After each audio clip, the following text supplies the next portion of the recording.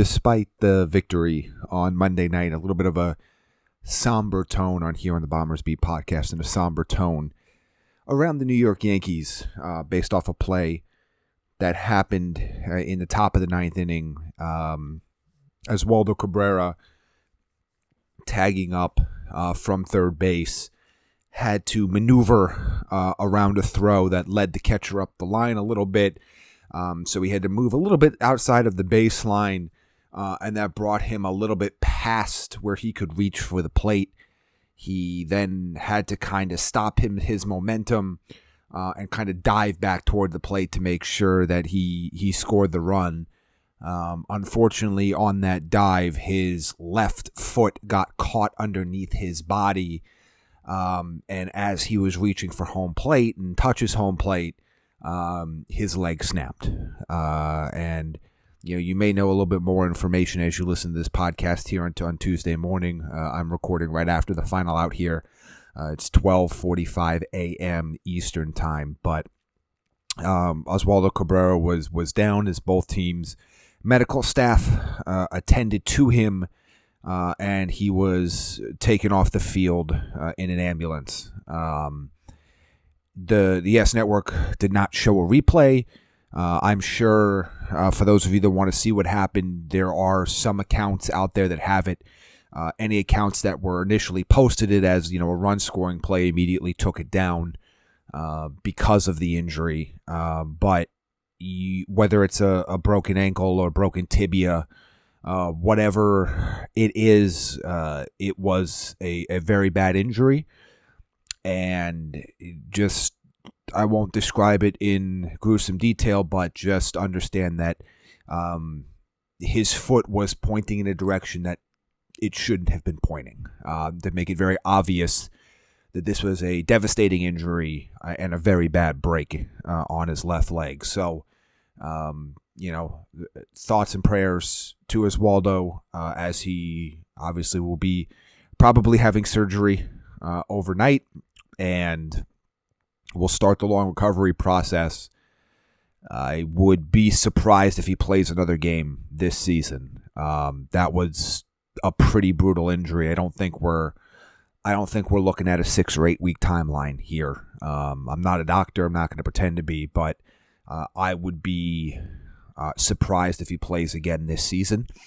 And that's obviously, for a guy that is so well liked by the fan base, so well liked in the locker room, kind of a beacon of positivity in the clubhouse. You hate to see it for anybody, but you really hate to see it in this case, and kind of just a freak injury. On a tagging up on a fly ball in a game the Yankees already had in hand, and just again the sequence of events of the ball going up the line for the catcher, kind of having to run away, run out of the way from that catcher, going a little bit past home plate. If you can imagine, if you're running like towards home plate as a runner from third base, he's a little bit off to the right. So kind of had to stop himself as he was getting his momentum as he was running by the plate to be able to go and reach back to touch the plate, which he did. And he did score the run, but his foot got caught under him, and it was bad news. But obviously there'll be a lot more information about Oswaldo Cabrera here on Tuesday.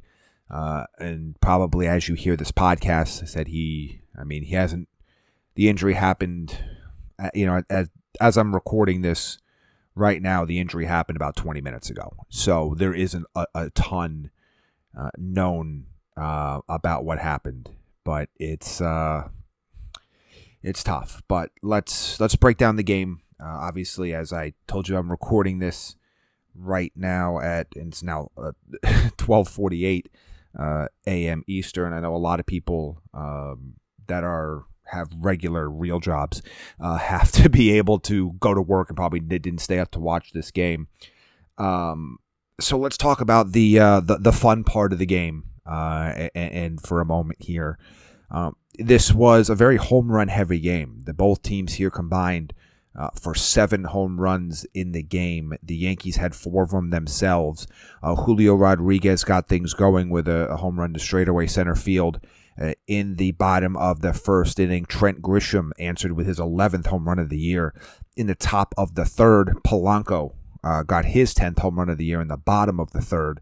And then Trent Grisham, 2 innings later, second home run of the game, second multi-home run game of the season, fourth multi-home run game of his career. Got the Yankees going in what was a really, really strong fifth inning that resulted in them taking a lead they would never relinquish. They score 6 runs in the inning, one of them on the Trent Grisham home run, one of them on a Paul Goldschmidt single, another on a Cody Bellinger single, and then a 3-run home run from Austin Wells. And then the Yankees would score a few more runs in this game. Sacrifice fly from Austin Wells in the 7th, who had 4 RBI on the night.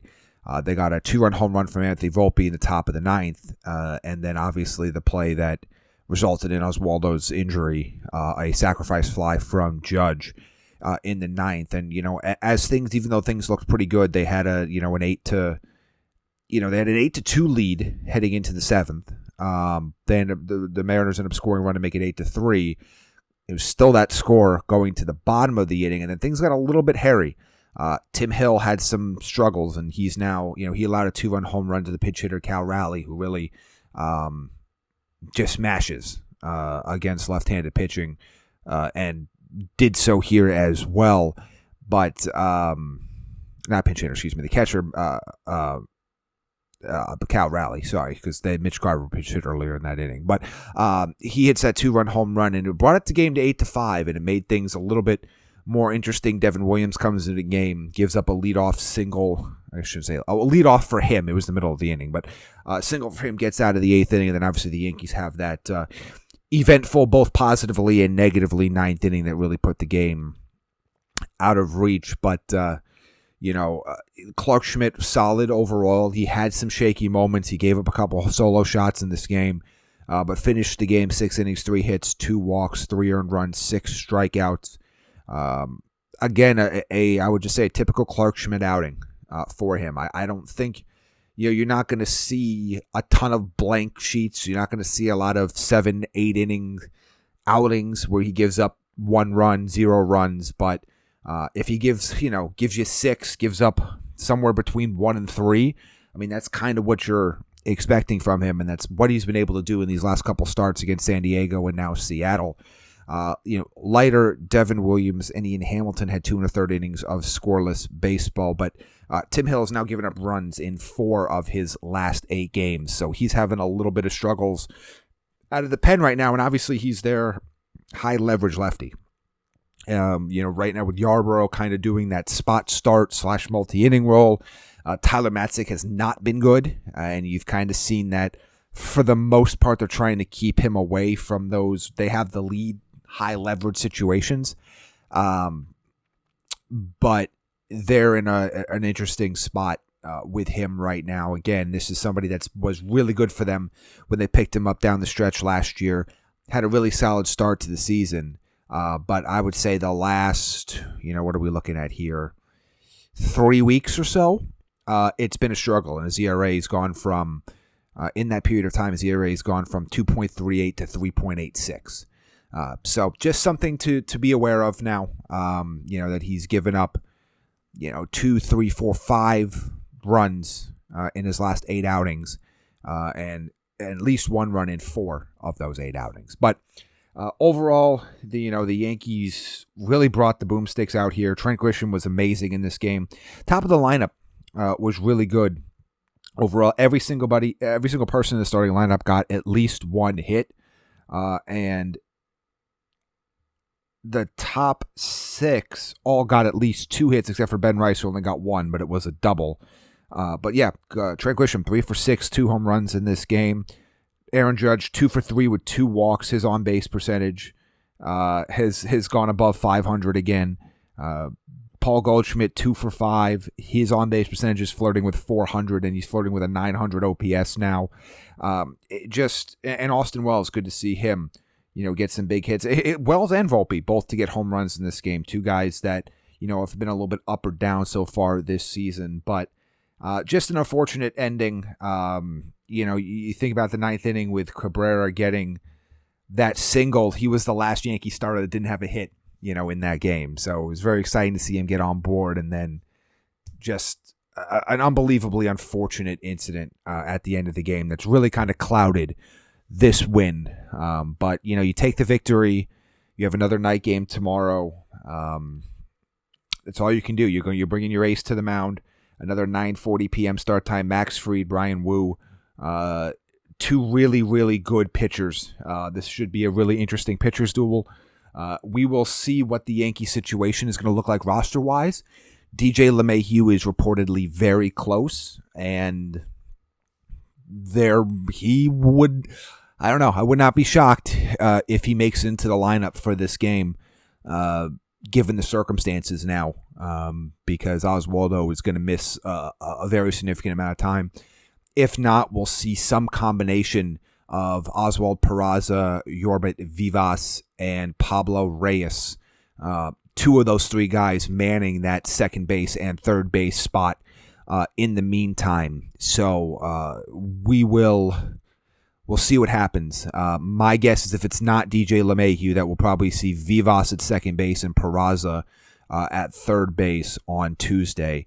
And I'd imagine it's going to be DJ LeMahieu at second and Peraza at third whenever LeMahieu is activated off the IL. But thoughts and prayers again with Oswaldo Cabrera. Hopefully, I say hopefully it's not as bad as it looks, but it probably is as bad as it looks. Someone that's covered a lot of sports, covered these types of injuries in the NFL and in Major League Baseball before. This is one of those ones where you kind of know what it is when you see it. It's hard to miss it, but let's hope for a speedy recovery. And they won one for Oswaldo tonight. Maybe they can do it as well on Tuesday. But thoughts and prayers with Cabrera, and please keep an eye out for any of the latest news. There's going to be a flurry of roster moves that happen in the next couple days. And it looks like the decision on DJ LeMahieu is just going to be a one-for-one swap with Oswaldo going on the IL. But we'll keep an eye on that and the rest of the Yankees coverage. Again, I'll be back tomorrow to break down another late-night Yankees-Mariners game. Can the Yankees remain undefeated with Max Fried on the mound? We'll find out.